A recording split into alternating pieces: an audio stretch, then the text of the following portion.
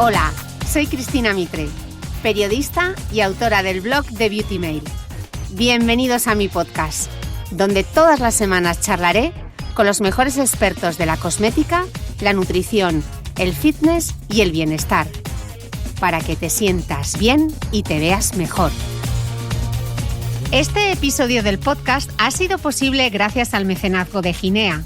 Los productos de Ginea son un referente en el ámbito de la ginecología y están orientados a mejorar la salud de la mujer desde la etapa fértil, pasando por la maternidad hasta llegar a la madurez. Las fórmulas innovadoras de Ginea incluyen suplementos alimenticios, geles, hidratantes y soluciones para la protección íntima, para que lo único que te preocupe sea disfrutar de la vida.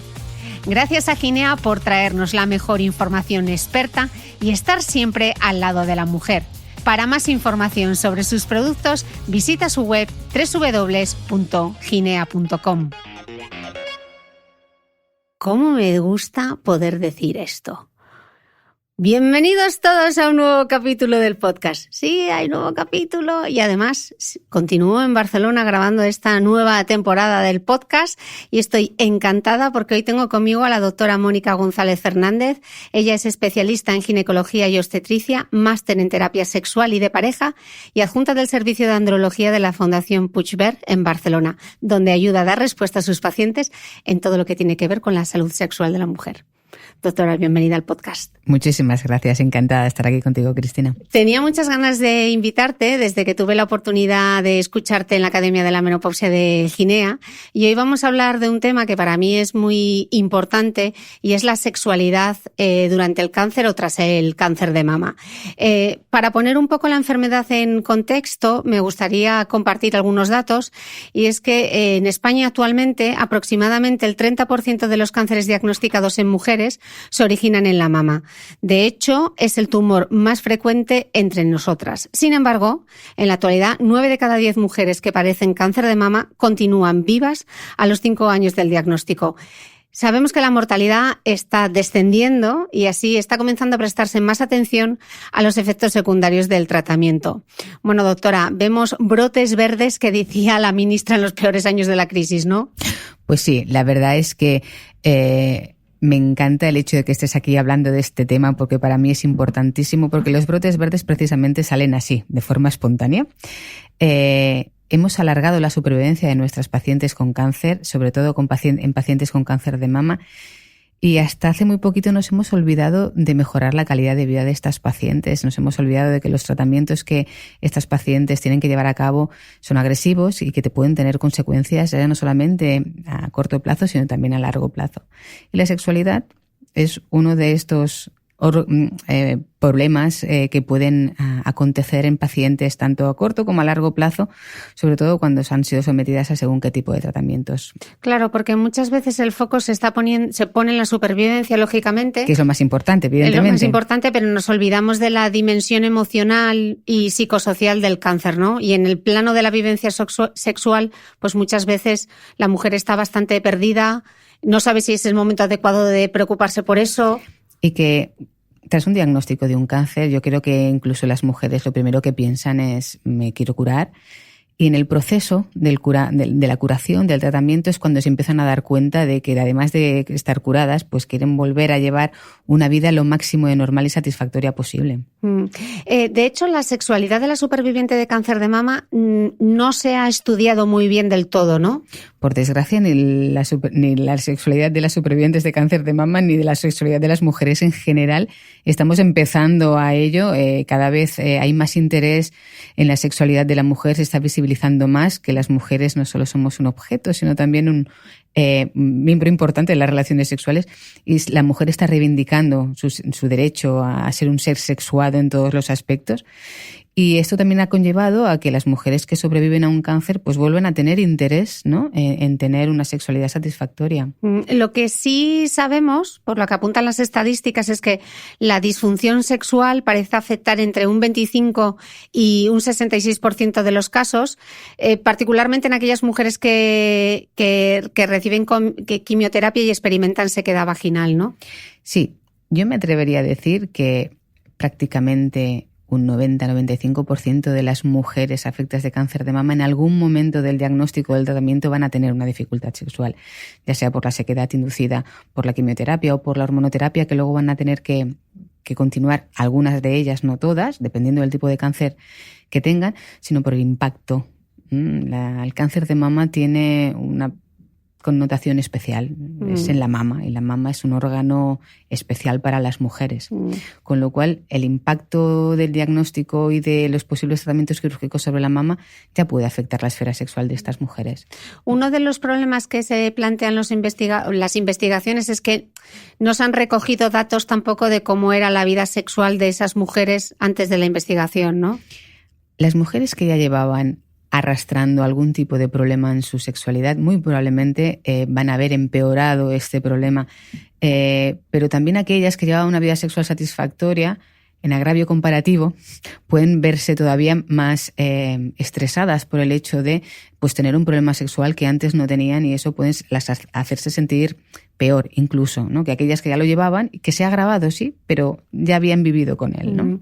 Estábamos hablando antes de la disfunción sexual y cómo afecta entre un 25 y un 66%, pero lo que sí sabemos es que casi la mitad tiene una pérdida del interés sexual, ¿no? ¿Cómo se manifiesta esa pérdida de interés? La pérdida del deseo se manifiesta sobre todo, pues falta de ganas de tener relaciones sexuales. Las relaciones sexuales se van haciendo cada vez más espaciadas, incluso llegan a evitar el contacto sexual con sus parejas. Evidentemente, esto va acompañado muchas veces de otras alteraciones en la esfera sexual, y a veces no es el problema principal, sino que es la causa, es la consecuencia de uno de los problemas que, como tú has dicho antes, se da en un porcentaje muy elevado de pacientes, que es la sequedad vaginal. La sequedad vaginal conlleva dolor con la penetración, conlleva lo que los expertos llamamos dispareunia. ¿Qué ocurre? Que el dolor es un mal compañero de vida. Si tenemos relaciones sexuales dolorosas, evitamos las relaciones sexuales, aunque tengamos ganas de tenerlas. Llegará un momento en que, si duele, dejaremos de tener, nos afectará el deseo.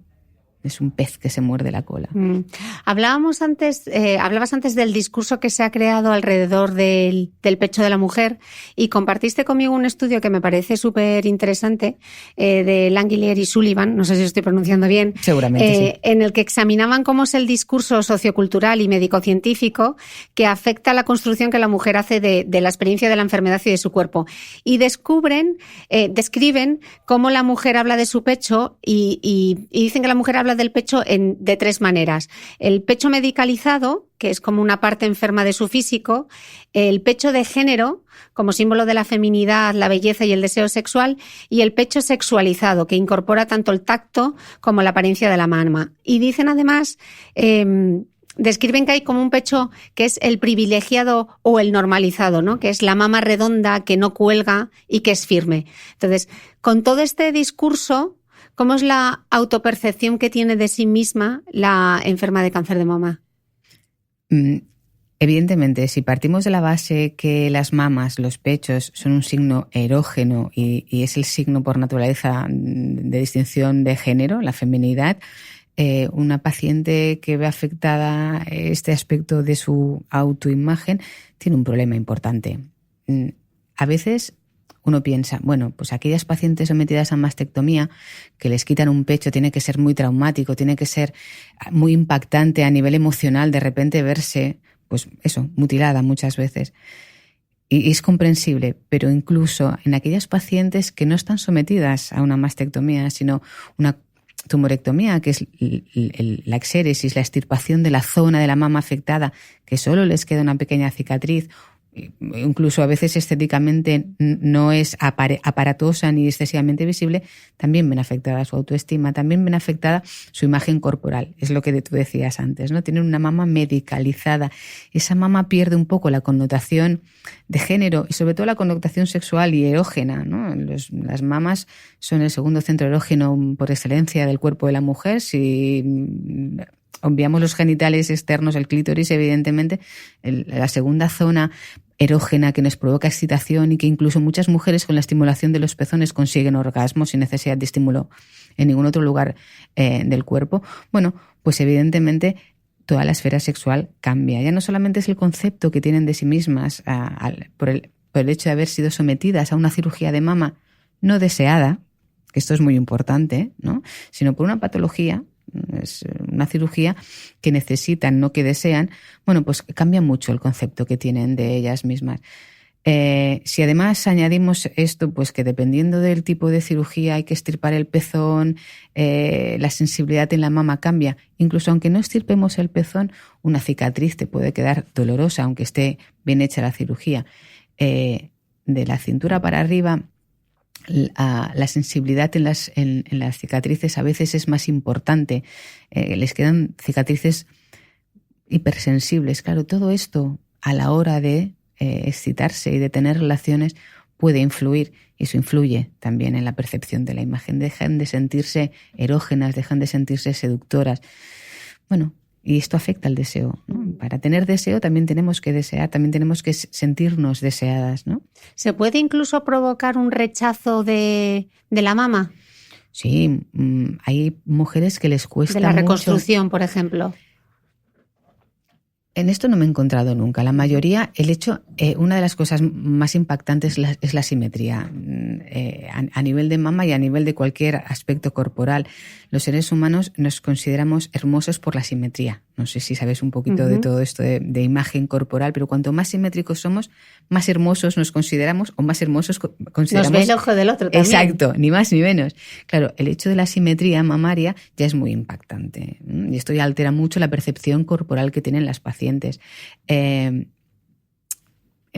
Si vemos que esto no nos hace sentirnos hermosas, no vamos a querer que otro nos vea. Si no queremos que otro nos vea, nos va a costar, ¿sí? Por eso la mayoría de ellas aceptan la reconstrucción mamaria, aunque solo sea para, vestida, me voy a ver prácticamente como me veía antes, ¿sí? Es, por lo menos digamos que el primer topetazo ante la alteración corporal queda disimulado. Sí que es verdad que las cirugías de reconstrucción mamaria traen otras consecuencias, que son las cicatrices en otras zonas del cuerpo cuando hacen reconstrucción inmediata con colgajos. Traen complicaciones, suelen ir muy bien, pero no todas van estupendas. Sí, es una cirugía complicada, los cirujanos hoy en día lo hacen muy bien, pero es microcirugía, son cirugías. Y las cirugías con expansor tampoco son fáciles porque son dolorosas también. Claro, entonces también se necesita por parte del entorno y de la pareja no asumir que, como ya le han hecho la reconstrucción, pues todo va a volver a ser igual, y no es así. No es así. Siempre hay un antes y un después en todos los aspectos de la vida de una pareja y de una familia en el seno de la cual se ha diagnosticado un cáncer, sea el tipo que sea. Pueden volver a estar muy, muy, muy, muy, muy bien, pero yo creo que nunca vuelven a ser las mismas. A veces son mejores, pero las mismas, difícilmente. Decíamos que la sexualidad de la mujer puede ser particularmente compleja tras el cáncer de mama porque se producen ciertos cambios que tenían que ver con la lubricación, con el orgasmo, con la falta de deseo sexual. ¿Podríamos ir viendo uno a uno y desgranándolos para dar un consejo en cada uno de los casos? Por ejemplo, el dolor en el coito que hablábamos antes, ¿no? Que nunca me sale este nombre, la dispareunia. Es que no es fácil, dispareunia es difícil de pronunciar. Tengo que hacer como Bart Simpson y escribirla 83 veces para que me salga. Este dolor en el coito, ¿por qué se puede producir? ¿Y qué nos duele exactamente? El dolor en el coito se produce por alteración de la mucosa vaginal. La mucosa vaginal en pacientes con cáncer de mama se altera en dos momentos del tratamiento. Cuando realizan quimioterapia, que la quimio les provoca una sequedad muy importante, por eso salen llagas en la boca, se les secan los ojos y la vagina también se seca. Cuando se regeneran las mucosas de las células, cuando se regeneran las células de las mucosas, la de la mucosa vaginal también se regenera después de un tiempo prudencial después de acabar la quimio. ¿Cuál es el problema con las mujeres con cáncer de mama? Que un porcentaje elevado de ellas tienen que tomar antiestrógenos, un tratamiento hormonal que evita que sus niveles de estrógenos continúen elevados en el organismo. La vagina es el órgano hormonodependiente por excelencia y cuando toman ese tipo de tratamientos antiestrogénicos, al no tener estrógenos, es como si entraran en una menopausia brutal Además, muchas de ellas en un momento que no les toca, con lo cual el impacto, las complicaciones, las consecuencias de esta menopausia iatrogénica, por decirlo de alguna manera, son mucho mayores. Por eso entran en un estado de atrofia vaginal. Y la atrofia vaginal provoca que la mucosa de la vagina sea más delgada, con lo cual el roce del pene en la mucosa duele, escuece, y además dificulta muchísimo la lubricación durante la excitación, con lo cual, si la mucosa ya es fina y encima no tenemos una película protectora que nos ayude durante la penetración, el coito va a ser doloroso. Oh, ok. La bajada del deseo sexual, ¿por qué se produce entonces? También un poquito por lo mismo, ¿sí? La quimioterapia muchas veces ya trae consecuencias que no son sexuales, por decirlo de alguna manera, pero que sí que repercuten en la esfera sexual. Vomitan, se encuentran mal, están más débiles. Digamos que todo lo que a nivel quimioterápico se oye por la calle ocurre y dificulta ya la esfera sexual, porque si no te encuentras bien anímicamente, el deseo, ¿no? Es cuando un malestar entra por la ventana, el deseo se va por la puerta. Esto ya dificulta las ganas de tener relaciones sexuales. Pero además estos tratamientos antiestrogénicos también inhiben la testosterona, que es la hormona del deseo. Si además están tomando algún fármaco que les inhiba del todo los ovarios, como por ejemplo es el decapeptil, que lo que hace es provocar todavía más esta menopausia iatrogénica que comentábamos antes. Nuestra principal fábrica de testosterona en las mujeres es el ovario. Si hacemos que deje de funcionar, no solamente deja de fabricar estrógenos, también deja de fabricar testosterona, con lo cual el deseo suele disminuir bastante. Ok, ya estábamos hablando también de la pérdida de sensibilidad en la mama. ¿Es para siempre la pérdida de sensibilidad? ¿Se llega a recuperar? Depende mucho del tipo de cirugía a la que nos haya sometido o nos haya provocado el cáncer. Una mastectomía no recupera nunca la misma sensibilidad que tenía antes, aunque le hagan una reconstrucción, porque la gran mayoría les quitan el pezón y el órgano, la zona de la mama más susceptible a provocarnos placer y a darnos excitación es el pezón, con lo cual con la desaparición del pezón, digamos que la sensación erógena desaparece, pero no la sensibilidad cutánea. De hecho, somos erógenos desde la punta del pelo hasta la punta de la uña del dedo gordo, con lo cual podemos modificar nuestros estímulos erógenos. Te comentaba antes que los focos principales, ¿no?, erógenos, las dos fuentes principales de excitación son los genitales externos y las mamas en las mujeres, pero no son los únicos. De hecho, tú puedes estimular otras zonas de tu mapa corporal para que sean erógenas y que te ayuden a excitarte. Bueno, pues igual que capacitas otras zonas de tu cuerpo para funcionar a nivel sexual, la mama reconstruida también la puedes capacitar. Uh-huh. No va a ser nunca lo mismo, pero bueno, si consigues reeducar tu mapa erótico... ¿Y eso cómo se hace, doctora? Qué complicado. Con paciencia, con cariño y con una ayuda de tu pareja, eso por descontado. Luego entraremos en el tema de la pareja. ¿Hay mayores dificultades para alcanzar el orgasmo? A veces sí. No solamente por el dolor y por la sequedad, sino porque la falta de estrógenos altera un poco la sensibilidad a nivel genital. Y a veces encuentran cierta dificultad.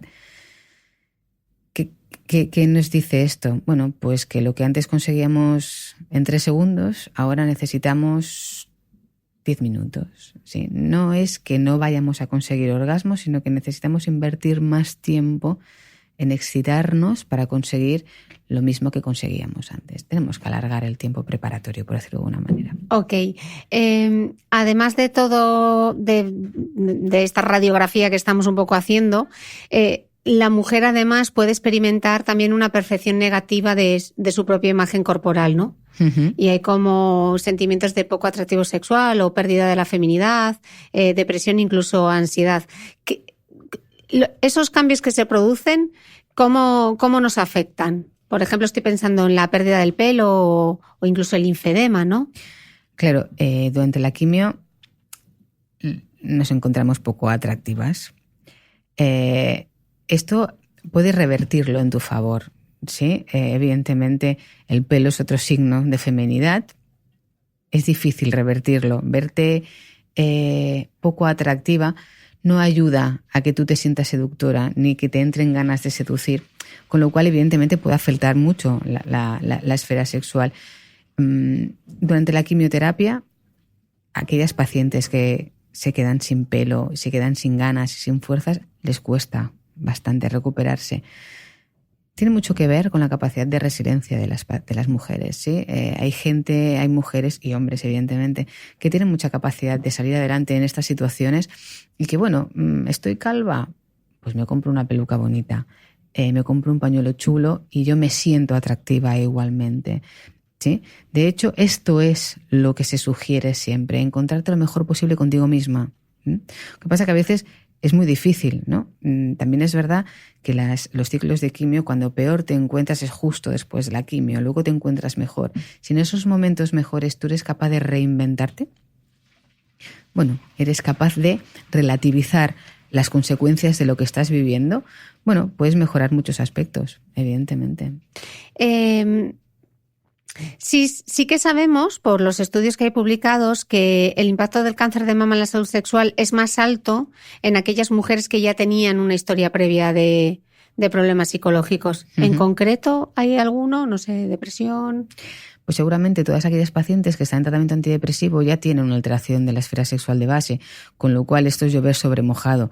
Si a esta alteración, muy probablemente ya no solamente provocada por la enfermedad en sí, por la depresión en sí, sino también por los tratamientos que damos para mejorar la depresión, que alteran bastante la función sexual, bueno, pues si a esta señora que ya va justita en esta esfera la desestabilizas con un tratamiento que todavía altera más la esfera sexual, pues evidentemente le va a ser más complicado mantener una sexualidad satisfactoria. Estábamos hablando antes de cómo afectaba la quimioterapia, pero no todas las mujeres reciben quimio, hay algunas que reciben la radio. ¿Cómo afecta la radioterapia a la sexualidad? Mira, la radioterapia, cuando yo hacía la residencia, hace ya muchos años, todo el mundo hablaba de los efectos secundarios de la quimioterapia porque las náuseas, los vómitos, el cansancio, era como muy evidente. Y yo desde que trato con pacientes con cáncer de mama me he dado cuenta de que hay un efecto importantísimo de la radioterapia, que es el cansancio, la astenia, que no se dan recuperado y que todo se les hace más pesado, que evidentemente no ayuda en absoluto a tener ganas de tener relaciones, y tampoco te ayuda, aunque tengas ganas de tener relaciones, a tener un buen rendimiento sexual, porque realmente el cuerpo no responde igual. Parece mentira que no hayamos podido valorar todavía lo suficiente las complicaciones de los tratamientos que le damos a nuestras pacientes con cáncer de mama. A veces porque las escuchamos poco. Ya. Pero... Y además hay pocas unidades, bueno, hay muchas unidades de cáncer de mama ahora, pero ¿cuántas cuentan con un sexólogo con ayuda experta? Muy pocas. Ya. Entonces, una mujer que ha sido diagnosticada con cáncer de mama, cualquiera que nos esté escuchando, que le preocupe su sexualidad, ¿a quién debería acudir? ¿Qué debe hacer? ¿Dónde se puede informar? Primero comentarlo al oncólogo o a la oncóloga, y depende de la susceptibilidad del oncólogo, seguramente ya tendrá el recurso necesario como para dirigirla. Sí que es verdad que la sexualidad en la mejoría de la calidad de vida de las pacientes con cáncer de mama es la hermanita pobre, que todo el mundo se ha ido preocupando de asesorarla sobre alimentación, sobre ejercicio, pero nadie se ha ocupado de la sexualidad, porque yo creo que todavía es un tema muy tabú. A pesar de que hablamos mucho de sexo, hablamos poco de sexualidad, vivimos en una sociedad muy sexualizada, pero poco cariñosa con la sexualidad, y hablamos de una sexualidad muy poco afectiva, con lo cual todavía es un tema muy dificultoso para la gran mayoría de personal sanitario que trata con pacientes. No sé si porque nadie nos forma a lo largo de nuestra carrera ni de la mayoría de las residencias estándar, ¿no? Yo he hecho gine, que dices, Dios mío, una ginecóloga, un ginecólogo, que aparato reproductor de la mujer, que al fin y al cabo con el aparato reproductor tenemos relaciones sexuales. Y sí, te enseñan y te explican cómo ayudar a tus pacientes que tienen problemas de fertilidad para ser mamás, pero no te explican nada sobre sexualidad y menos cómo ayudar a tus pacientes que tienen problemas en la esfera sexual. Con lo cual hemos sido un poco relegados, ¿no? Con lo cual las pacientes no tienen mucho a dónde acudir. También es un tema que a ellas hasta no hace mucho les ha costado, pero yo creo que en esto van un paso por delante del estamento médico, porque yo creo que todo lo que hemos avanzado a nivel de sexualidad en pacientes con cáncer de mama ha sido porque ellas han reivindicado su derecho a volver a tener una sexualidad satisfactoria. Bueno, es que sois de Barcelona, yo tengo una unidad a las que os invito a todas y es fácil llegar hasta mí a través de vuestro médico de cabecera.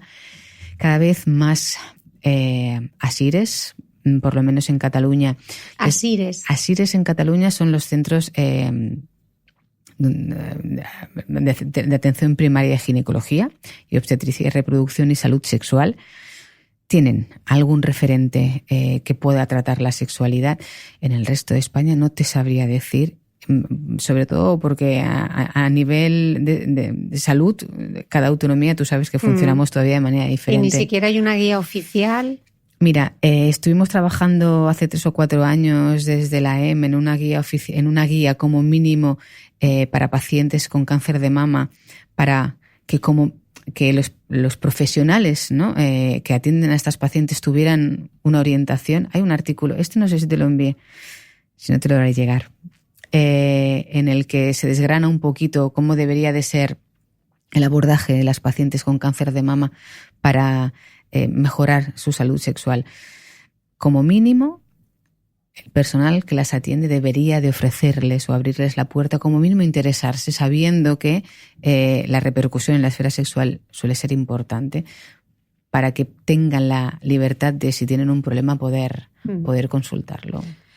Además, veíamos que en aquellas mujeres que superan la enfermedad, en muchas ocasiones se les recetan antidepresivos, ¿no? Con lo cual esto ya, el impacto en la vida sexual ya es una melee. Si decimos que es llover sobre mojado, pues ahora es granizar sobre lo mojado o, vamos, un tornado si tú quieres. Evidentemente,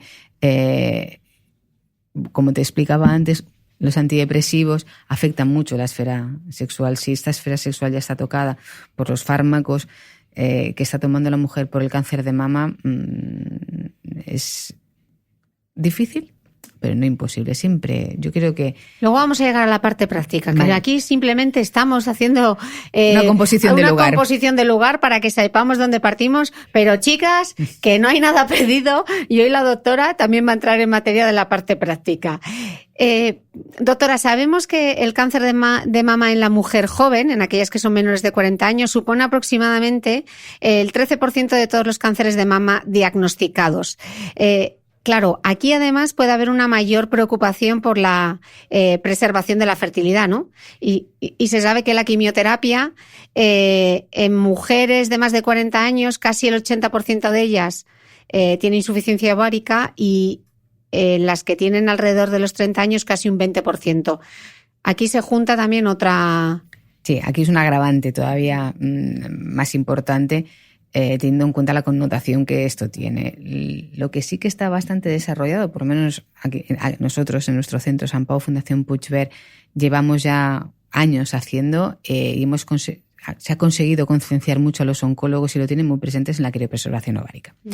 En pacientes jóvenes que no han cumplido su deseo genésico, es decir, que quieren ser madres porque todavía no lo han sido, o quieren volver a ser madres aunque tengan ya algún hijo, se les ofrece antes de entrar en quimioterapia a hacer un ciclo de estimulación y congelar sus ovocitos para cuando hayan superado la enfermedad pues poderse quedar embarazada. De hecho, somos el primer centro que ha conseguido un embarazo en una mujer con un cáncer de mama superado, con ovocitos criopreservados. Lo que sí hay que tener en cuenta es que hay que esperar al menos 2 años, ¿no? Antes de... Sí. Esto tienen que tener el visto bueno de los oncólogos, ¿sí? También se ha visto que en el caso de mujeres premenopáusicas tienen, respecto al resto de mujeres que tienen cáncer de mama, tienen una mayor alteración con todo aquello que tiene que ver con su imagen corporal, ¿no? Hay más desórdenes del sueño, más miedo quizá a la recaída. Evidentemente, cuanto más joven eres cuando te diagnostican un cáncer, a pesar de que tienes más años de supervivencia, ves afectada tu supervivencia, ¿no? No es lo mismo que te diagnostiquen un cáncer con 75 años que con 35. Claro, con el miedo, esa espada de Damocles que se tiene en la cabeza para el resto bueno, pues impacta mucho más. Aparte, yo creo que cuanto más joven es la paciente, la alteración en la imagen corporal también es más importante, ¿no? La preocupación por las mamas, yo creo que las mujeres las tenemos prácticamente hasta que nos morimos, pero evidentemente cuanto más jóvenes somos, bueno, pues más nos preocupa nuestro aspecto corporal y eso también influye, ¿sí? Además, también tenemos el factor en contra de que algunas de estas chicas todavía no tienen pareja. En un porcentaje importante el cáncer es más agresivo. Muchas de ellas tienen que ser sometidas a mastectomía. Supongo que plantearte una nueva relación de pareja, una nueva interacción con, voy a decir un desconocido, que no es un desconocido, pero sí que es verdad que es la primera vez. O desconocida, evidentemente. Que tú te desnudas delante de alguien, por mucho que conozca tu historia, bueno, pues supongo que debe ser más impactante, es más complicado iniciar una nueva relación. La sexualidad es una parte integral de la vida humana. Tiene que ver con la reproducción, pero también con el placer y la intimidad. La falta de deseo sexual puede darse por múltiples motivos, como la edad, la aparición de enfermedades, el uso de ciertos medicamentos o por cambios en el estado de ánimo.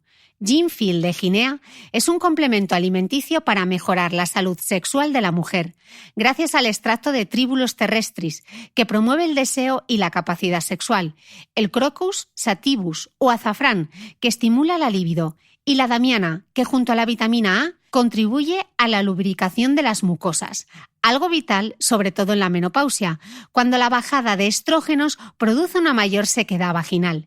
Ginfield de Guinea se vende en farmacias y para farmacias. En caso de duda, consulta con tu especialista. Muchas gracias a Ginfield de Guinea por este consejo experto. ¿Y estamos hablando de la pareja, cuál es el papel de la pareja? ¿Cómo es de importante la pareja en estos casos? Yo diría que muchísimo, ya no solamente en el tema sexual, sino evidentemente en toda la contención emocional. Pero también es importante que tengamos en cuenta a la pareja, no solamente como coterapeuta, por decirlo de alguna manera, sino que en este caso muchas veces también recibe parte de las consecuencias del problema. Ellos también se impactan, ¿no?, con el cambio de imagen corporal de su pareja, y a pesar de que la mayoría lo llevan muy bien, hombre, cambian muchas cosas. Además también cambian mucho los roles, sobre todo cuando ya se están mal. Cuidado, ¿no? Pasan a ser cuidadores. Pasan a ser cuidadores. Esto también altera la relación en la pareja, ¿no? La performance, el cómo nos relacionábamos antes, ahora cambia. Bueno, esto afecta también ya no solamente a la relación de pareja, sino a la relación sexual.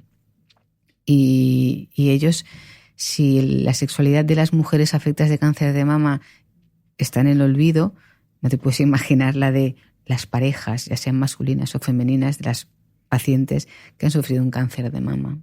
¿Y hay alguna forma de gestionarlo, más allá de hablarlo?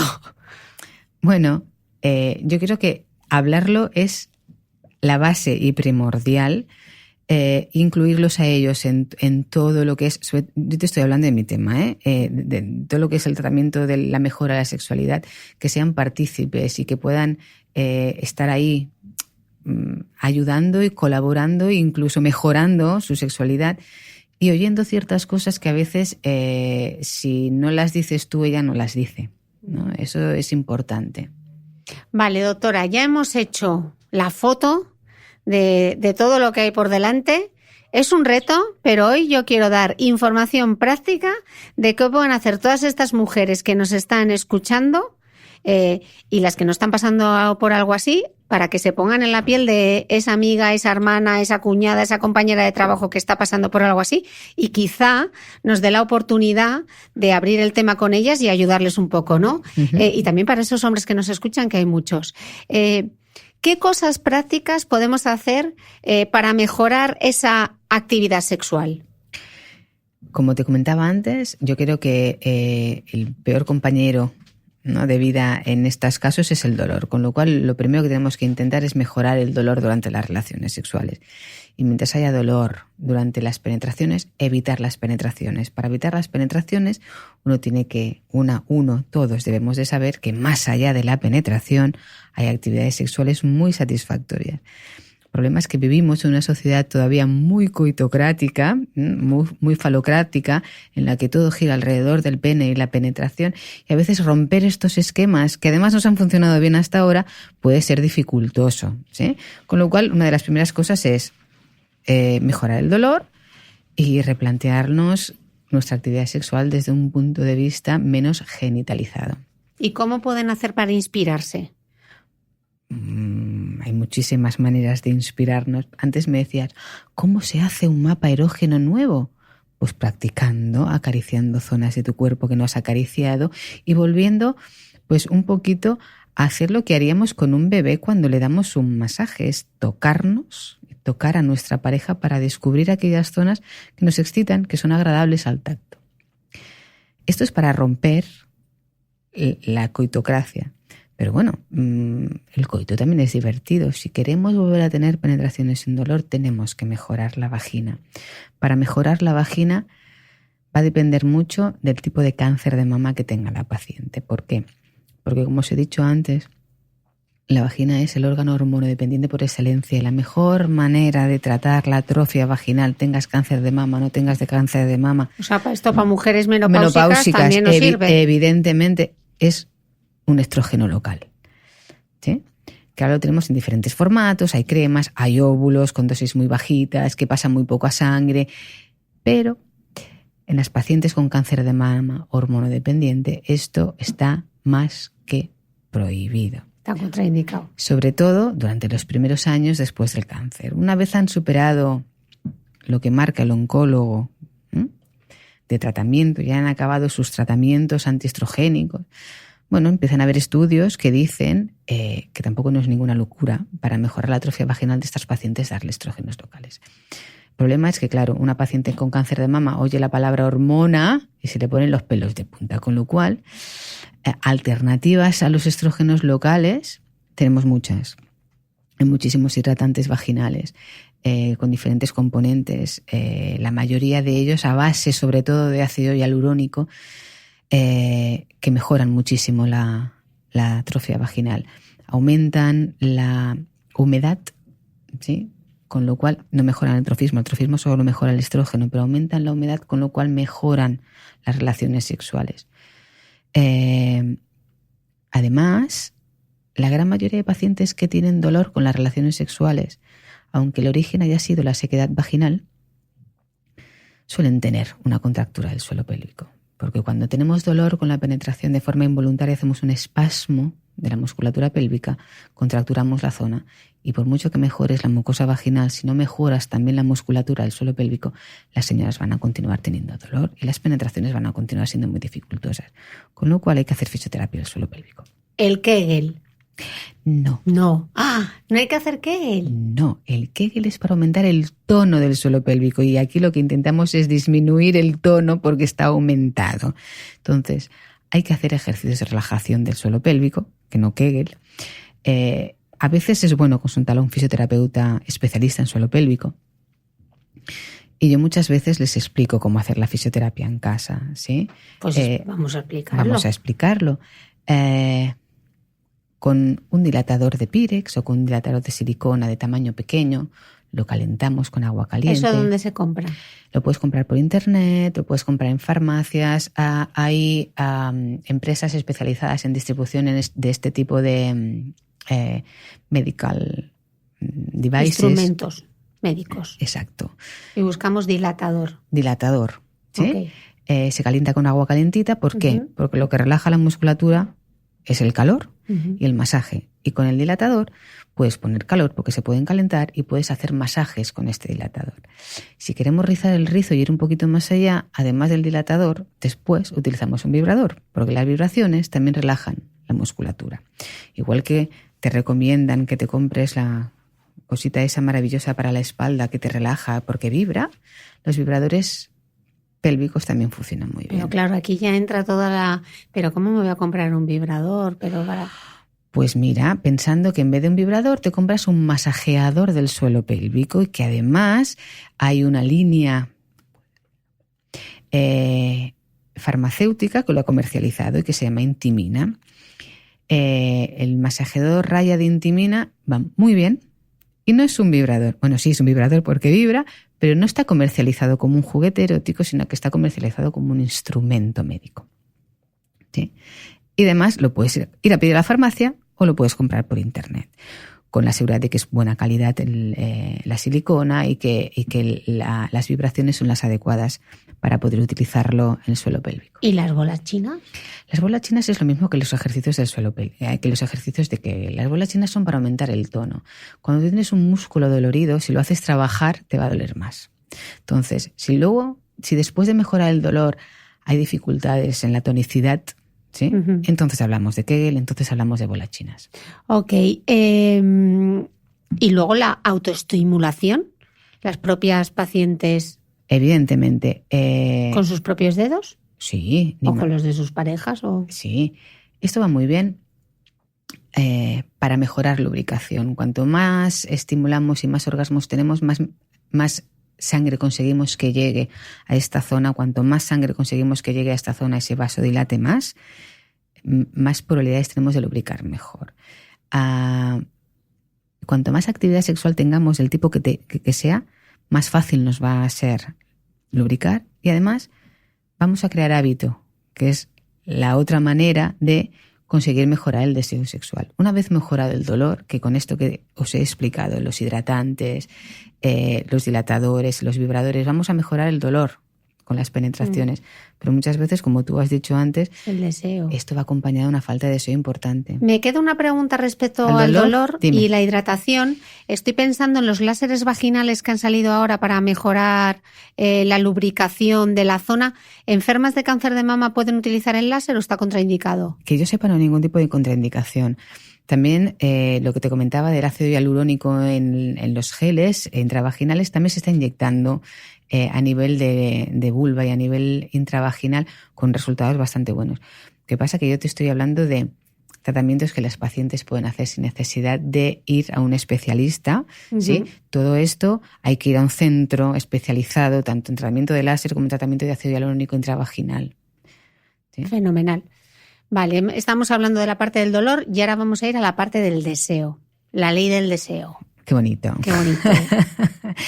Una vez mejoramos el dolor, es más fácil mejorar el deseo, porque mientras hay dolor no apetece y lo que intentamos es evitar al máximo posible tener relaciones sexuales. En cuanto a la mejoría del deseo, hay algunos productos que podríamos utilizar, pero que en pacientes con cáncer de mama tampoco son muy recomendables porque sí que tienen una cierta alteración hormonal. De hecho, la idea de un porcentaje importante de estos productos es aumentar el efecto de la testosterona. La testosterona, como te comentaba antes, es la hormona del deseo tanto en hombres como en mujeres. Pero no solamente la testosterona nos provoca deseo, ¿sí?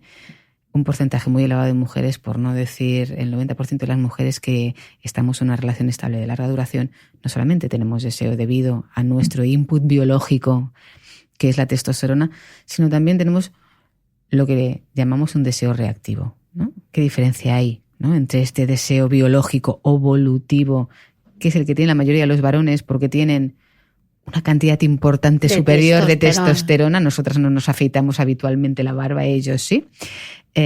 Bueno, el deseo evolutivo es precisamente este, ¿no? El deseo que tienen la mayoría de los hombres y un porcentaje también no despreciable de mujeres que tienen ganas de tener relaciones sexuales de forma espontánea, ¿no? Es lo que llamaríamos hambre, por decirlo de alguna manera, ¿no? y que van a buscar la relación porque les apetece, porque piensan en sexo y les apetece tener relaciones sexuales. Es una necesidad a satisfacer, por decirlo de alguna manera. En cambio, el deseo reactivo es aquel en el que, a pesar de tú no tener esa necesidad, ¿no?, de ir a satisfacer, tienes un compañero o una compañera que sí que tiene esa necesidad, te busca y eres capaz de responder ante la necesidad o el estímulo, vamos a decir el estímulo de otro. Para que este deseo se active, sí que es verdad que tienen que cumplirse una serie de condiciones, ¿no? Que esta relación estable sea satisfactoria para ti, es decir, que tú tengas un buen feeling con tu compañero, que tengas un buen nivel de intimidad y de confianza con esta pareja y que tus relaciones sean satisfactorias. Con lo cual, por eso es tan importante, ¿no?, que las relaciones vuelvan a ser satisfactorias en estas mujeres, que no haya dolor, que consigamos, aunque no sea orgasmo, sí satisfacción. Porque a veces nos obsesionamos en que las relaciones satisfactorias son aquellas que acaban en un orgasmo y no todas las relaciones satisfactorias tienen que tener un final feliz, por decirlo de alguna manera, ¿sí? Pueden ser muy satisfactorias, muy agradables y no tener esos 2 segundos de orgasmo o de clímax. Y cuando acaba la relación tú decir, ostras, qué bien me lo he pasado, qué a gusto he estado.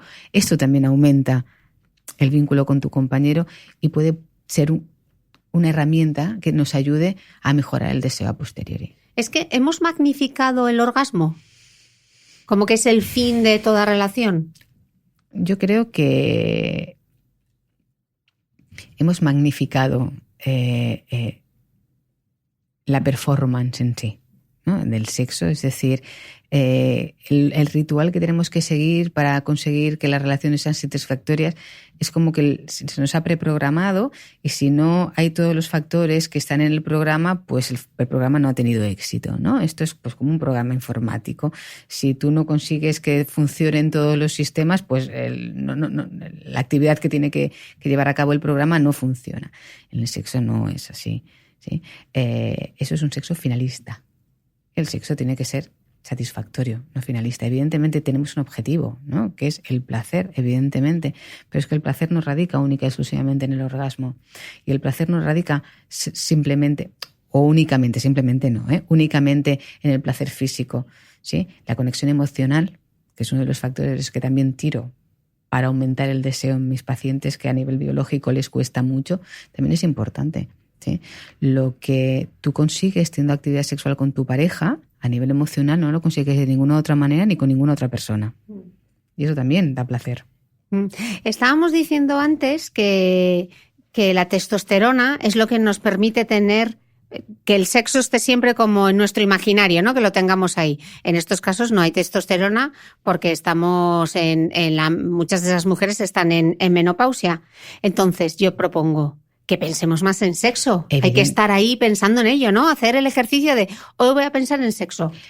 Y además tenemos herramientas para ello. ¿Y esas cuáles son? Por ejemplo, leer literatura erótica. Por ejemplo. Ay, me gusta esta idea. ¿Qué autoras recomienda? Yo creo que la literatura erótica es tan personal como cualquier otro tipo de literatura. Yo te puedo recomendar algo que a mí me gusta y luego tú leerlo y decir, por Dios, ¿no? Bueno, pero vamos a ver, vamos a recomendar unas lecturas. Mira, yo he leído varias cosas de Noelia Amarillo. Es una literatura erótica divertida, agradable, que no centra la relación únicamente en el coito, que las escenas sexuales son variopintas y divertidas, que yo creo que es importantísimo acordarnos de que el sexo es un juego que tiene que ser divertido, que cuanto más sal y pimienta le echemos, mejor, ¿no? Olvidémonos del preprograma. No he casado, tampoco está mal, también he leído varias cosas y yo lo que recomiendo es ir a la librería y hacer lo que harías si fueras a comprarte cualquier otro tipo de novela, ¿no? Sí, porque en las librerías hay sección erótica, con lo cual... Sí, a mí me encanta la novela de suspense, lo que hago es me miro la sinopsis, pues este puede estar bien, me puede interesar porque es lo que a mí me gusta, te lo compras. Hoy en día también te puedes bajar muchísimas cosas por internet. Hay cuentos eróticos online que también son muy divertidos, que incluso hay páginas, no te podría decir páginas porque no me las sé,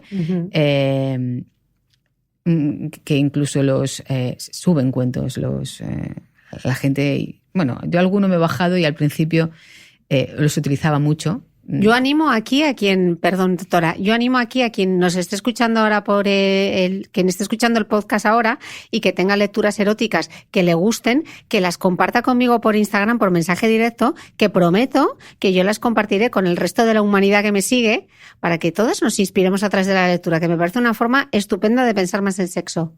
Y después, a filmografía erótica. ¿Por qué digo filmografía erótica y no digo pornografía? Bueno, porque la pornografía está también muy desvalorada en las mujeres. No es cierto que a ninguna mujer no le guste el porno. Lo que sí que es verdad es que a la mayoría de las mujeres el porno explícito, el sexo explícito, no les acaba, como digo las catalanas, de fer patxoca, ¿no? De gustarles del todo. Pero hoy en día hay varias autoras y varias directoras de cine que hacen, vamos a decirle pornografía para mujeres o vamos a llamarle filmografía erótica. Hay sexo, pero hay historia. Y no hay sexo explícito, hay sexo dentro de una historia, ¿no? Dentro de una película. Yo tengo un amigo que dice que es que a las mujeres nos gustan las películas con final feliz. Bueno, pues no sé si nos gustan las películas con final feliz, pero sí que construye un relato, ¿no? Exacto. Yo creo que necesitas que nos cuenten una historia. Una historia, que haya storytelling. Es tan importante contar historias. Y que haya afectividad y emoción, ¿no? Que tú veas que detrás del sexo vinculamos algo más. Y a mí eso también me ayuda, ¿no? ¿Y hay alguna guionista o directora en concreto? Mira, hay una directora que además afincada aquí en Barcelona que se llama Erika Lust, que además también escribe, también tiene algún libro publicado, que también tiene una página web muy chula en la que de vez en cuando te puedes bajar algún corto. Y después está Tristán Taormino, que también es una mujer, a pesar de que el nombre suene tan raro, que también es una nórdica que hace filmografía para mujeres. Y si no, 9 semanas y media. Es una peli de toda la vida que a todas nos ha entusiasmado ver en algún momento de nuestra vida. No es necesario que la película sea pornográfica o sea explícitamente erótica para que nos pueda llamar la atención o excitarnos. Cualquier película que podríamos ver en la tele o en el cine puede tener una escena que a nosotras nos excite y nos guste. Lo bueno de utilizar este tipo de recursos es que luego podemos poner a funcionar el órgano sexual más importante que tenemos, que es nuestro cerebro. Y utilizar estas imágenes que hemos visto o estos relatos que hemos leído para hacer nuestras propias fantasías mentales. Hablabas antes también de la importancia del juego, ¿no? Importantísimo. ¿Cómo podemos animarles al juego? Bueno, desde hoy en día hay cosas muy baratas y muy sencillas en cualquier juguetería para adultos. Masajes con aceites de sabores, con plumas y polvos comestibles, hasta los típicos vibradores de toda la vida, que no son tan de toda la vida, pero que a veces hacen más virguerías, cosas más bonitas, más divertidas, que son utilizables tanto para ellas como para ellos, ¿sí? Yo creo que deberíamos de desmitificar que un vibrador es el sustituto de, sobre todo en una pareja. En una pareja un vibrador es un juguete. El juego podemos utilizarlo los dos y tanto puede ser satisfactorio para la mujer como para el hombre. Y el hombre tiene ciertas zonas que responden muy bien a la vibración también y puede ser muy divertido y muy interesante para ellos. ¿Qué zonas en concreto? Pues mira, la zona del frenillo, que es la zona donde el prepucio se engancha, y luego la base del pene, que es donde está la próstata. Esa zona, masajearla, no hace falta tampoco con un vibrador, sino muchas veces incluso con la mano. Es la zona que está entre los testículos y donde empieza el pene, también es muy agradable para ellos. Y la mujer en concreto, estábamos diciendo, la mujer en concreto en la vulva, ¿hay alguna zona que sea particularmente erógena? Estábamos hablando antes de los pezones. ¿Y en la vulva en concreto? Toda la vulva en general forma parte del complejo erótico o eréctil de la mujer. Podríamos decir que todos los genitales externos, el clítoris, todos los bulbos de clítoris que son internos y que no se ven, porque el clítoris no es ese botoncito chiquitito que nos vemos o no nos vemos porque no nos los hemos mirado nunca, sino que tiene unas raíces internas más grandes y que es lo que provoca esa sensación de vasodilatación o de hinchazón a nivel de los genitales. Toda la vulva es muy excitable, por decirlo de alguna manera. Y después, si chicas tenéis interés en encontraros el punto G, que yo no sé si es punto G o no es punto G, sí que es verdad que hay una zona en la entrada de la vagina, en la cara anterior, justo por debajo de la uretra, que es el conducto de la orina, 1 centímetro, 1,5 centímetros, y si ponemos el dedo dentro de la vagina y tocamos, hay una zona de la mucosa como más rugosa y que si la tocamos y la estimulamos cambia la rugosidad, que es el tan buscado punto G. Sí que es verdad que es una zona que muchas mujeres la encuentran muy estimulante. Si es el punto G o no, no sabría decirte. También es la zona que se estimula para hacer el skirting, ¿sí? Para eyacular. Pero bueno, esas son las zonas primarias, por decirlo de alguna manera. Si estamos diciendo que tenemos que olvidarnos un poco de las zonas primarias, vamos a experimentar con otras partes del cuerpo. ¿Cómo ¿sí? qué otras zonas pueden ser así interesantes? Mira, desde el cuello, la nuca, detrás de las rodillas, las nalgas. ¿Los pies, que tienen tantas terminaciones nerviosas? Los pies, si no tienes cosquillas, o incluso si tienes cosquillas y las cosquillas te excitan, puede ser muy satisfactorio también, ¿sí? Un buen masaje en los pies. De hecho, toda la piel está muy inervada, con lo cual esta inervación sensitiva la puedes transformar en erogenicidad. A eso me refería cuando decíamos hacer un nuevo mapa erótico. De hecho, convertimos un estímulo en erótico, un estímulo físico en erótico, dependiendo del contexto, ¿no? Ok. Bueno, ya hemos visto todo el tema de la hidratación, el imaginario, los juegos, cómo nos pueden ayudar. Hemos pasado del dolor a qué podemos hacer para fomentar ese deseo sexual. ¿Qué nos queda en el tintero por hablar, doctora? Bueno, a veces un cambio de pensamiento con respecto a la conducta que queremos conseguir nos ayuda. ¿Qué ocurre muchas veces cuando el sexo no funciona? Que el pensamiento que tenemos hacia el sexo es negativo, con lo cual si tú piensas, qué rollo, con las pocas ganas que tengo, y es que me tengo que poner y no tengo ganas. Claro, esto no te va a llevar a potenciar la conducta. Un pensamiento positivo con respecto, ¿no? Por eso te decía antes lo del deseo reactivo. ¿Cómo mejorarlo? Pues eso, con pensamientos positivos, porque cuando las cosas están bien, reaccionamos de forma inconsciente, porque muchas veces si nos paramos a pensar, un porcentaje importante de las relaciones sexuales que hemos tenido a lo largo de nuestra vida han sido porque nos han buscado, no porque hemos buscado, ¿sí? Poder reaccionar ante esta búsqueda de forma positiva es importante, sobre todo cuando hay dificultades, porque cuando hay dificultades, por mucho que te busquen, te va a costar mucho. No te encuentran. Exacto, ¿no? Esto así es como el arca perdida. Entonces, poder positivizar tu actitud hacia la conducta sexual es importante, ¿no? Pensar en los beneficios que vas a obtener, sobre todo de forma personal. El sexo es muy bueno ser altruista, pero también hay que ser un poco egoísta. ¿Por qué? Porque si pensamos en que vamos a mejorar la vida sexual del otro, hombre, una es altruista pero hasta cierto punto, sobre todo cuando el esfuerzo lo hace una. Pero bueno, si tenemos actividad sexual satisfactoria, nosotras también nos beneficiamos en muchísimas cosas. Entre ellas, que cuanto más sexo satisfactorio tengamos, más vamos a mejorar nuestra vagina, ¿sí? Cuanto más sexo satisfactorio tengamos, más vamos a mejorar nuestro deseo. Porque vamos a decirle a nuestro cerebro que el sexo es agradable y que nos gusta tener relaciones sexuales. Entonces, vamos a crear una necesidad. Nuestro cerebro va a pensar, bueno, pues sí, vamos a continuar teniendo relaciones sexuales porque esto nos beneficia. O sea que hay que pensar en ello, crear las oportunidades y crear el ambiente. Porque cuando las cosas nos van bien, que el sexo sea espontáneo y que, bueno, cuando nos apetezca es estupendo, pero cuando las cosas no van bien y lo que hacemos es evitar las relaciones sexuales, tenemos que buscar el momento y concretar el momento, no esperar a que llegue. Entonces, yo les digo a mis pacientes que tienen que tener una espontaneidad programada en su actividad sexual. Hay que hacer una readquisición del hábito sexual que se ha perdido, ¿sí? O sea, ¿esto hay que ponérselo en la agenda, doctora? Pues sí. Como el deporte, esto hay que apuntárselo. O el martes toca. Exacto. Y además el martes toca y vamos a montar el martes. Un plan. Exacto. Vamos a hacerlo divertido. Vamos a involucrar a nuestra pareja en que esto sea divertido. Bueno, como estimulante también está bien, ¿no? Hoy en día que todo el mundo, que nos pasamos la vida con el WhatsApp en la mano, ¿no? Vamos a enviarnos mensajitos cariñosos o subidos de tono, ¿sí? Cuidado con compartir fotos. Sí, no, esto ya he dicho mensajitos. Las fotos es más peligroso. Ahora, ya cada uno. Exacto. Y además, volvamos a lo lúdico. ¿no?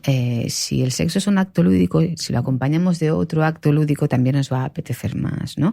Pues preparar una cena chula, preparar el ambiente donde vamos a tener actividad sexual, juegos, ¿sí? Hacerlo lo más divertido. Ya no digo romántico, digo divertido. Divertido, que se nos ha olvidado la parte de la diversión, ¿no? Estamos como el momento romántico, vamos a reírnos un rato y que sea diversión, ¿no? Yo creo que sí, que además el humor nos ayuda mucho a mejorar muchos aspectos de nuestra vida. Doctora, para despedir este podcast, un mensaje o un consejo para todas esas mujeres que se encuentren en pleno tratamiento y también para esas mujeres que ya han superado la enfermedad respecto a su sexualidad. Un mensaje con el que quieres que se queden. Pues que a pesar de que crean que no hay una solución, siempre hay una solución para todo, como mínimo para mejorar la situación, que no dejen de consultar y que si realmente están interesadas en mejorar su sexualidad, mejorar la calidad de su relación de pareja a través de esta sexualidad, pues tienen que llamar a todas las puertas que puedan. Pues con ese mensaje nos quedamos. Muchísimas gracias, doctora, y a vosotros gracias por estar ahí y nos escuchamos de nuevo el próximo domingo. No olvides que todas las notas de este capítulo están en mi blog thebeautymail.es. Además, si no quieres perderte ningún capítulo del podcast de Cristina Mitre, suscríbete a thebeautymail.es y a cualquiera de las aplicaciones en las que puedes escuchar mi podcast, como Spreaker, Apple Podcast, Spotify, iVoox y YouTube. Solo tienes que buscar el podcast de Cristina Mitre y darle a suscribir. Y un último favor, si entras en iTunes y me dejas un comentario y además me regalas unas estrellas, ayudas a que este podcast tenga cada vez más visibilidad y pueda seguir creciendo. Te espero el próximo domingo con una nueva entrega del podcast de Cristina Mitre.